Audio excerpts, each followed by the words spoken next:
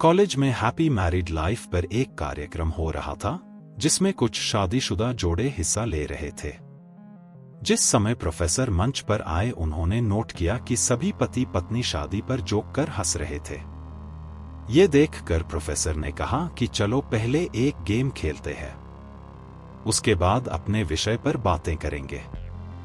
सभी खुश हो गए और कहा कौन सा गेम। प्रोफेसर ने एक मैरिड लड़की को खड़ा किया और कहा कि तुम ब्लैक बोर्ड पे ऐसे 25 से 30 लोगों के नाम लिखो जो तुम्हें सबसे अधिक प्यारे हों। लड़की ने पहले तो अपने परिवार के लोगों के नाम लिखे, फिर अपने सगे संबंधी, दोस्तों, पड़ोसी और सहकर्मियों के नाम लिख दिए। अब प्रोफेसर ने उसमें से कोई भी कम पसंद वाले 5 नाम मिटाने को कहा। लड़की ने अपने सहकर्मियों के नाम मिटा दिए। प्रोफेसर ने और 5 नाम मिटाने को कहा। लड़की ने थोड़ा सोचकर अपने पड़ोसियों के नाम मिटा दिए। अब प्रोफेसर ने और 10 नाम मिटाने को कहा। लड़की ने अपने सगे संबंधी और दोस्तों के नाम मिटा दिए। अब बोर्ड पर सिर्फ 4 नाम बचे थे जो उसके मम्मी पापा, पति और बच्चे का नाम था। अब प्रोफेसर ने कहा इसमें से और 2 नाम मिटा दो।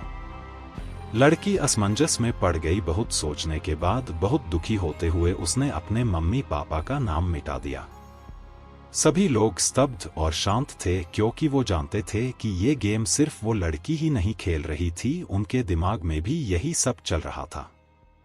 अब सिर्फ 2 ही नाम बचे थे, पति और बेटे का। प्रोफेसर ने कहा और एक नाम मिटा दो। लड़की अब सहमी सी रह गई। बहुत सोचने के बाद रोते हुए अपने बेटे का नाम काट दिया।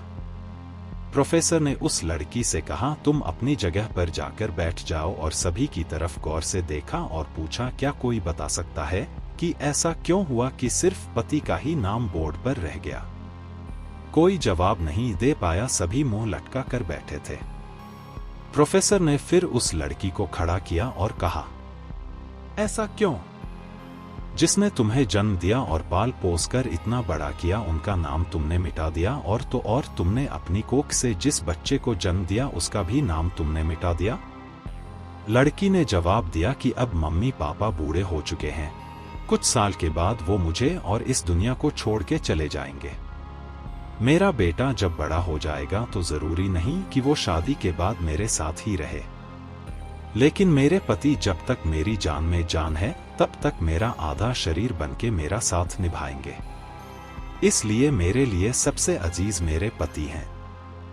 प्रोफेसर और बाकी स्टूडेंट ने तालियों की गूंज से लड़की को सलामी दी। प्रोफेसर ने कहा तुमने बिल्कुल सही कहा कि तुम और सभी के बिना रह सकती हो, पर अपने आधे अंग अर्थात अपने पति के बिना नहीं रह सकती। मजाक मस्ती तक तो ठीक है, पर हर इंसान का अपना जीवन साथी ही उसको सबसे ज्यादा अजीज होता है।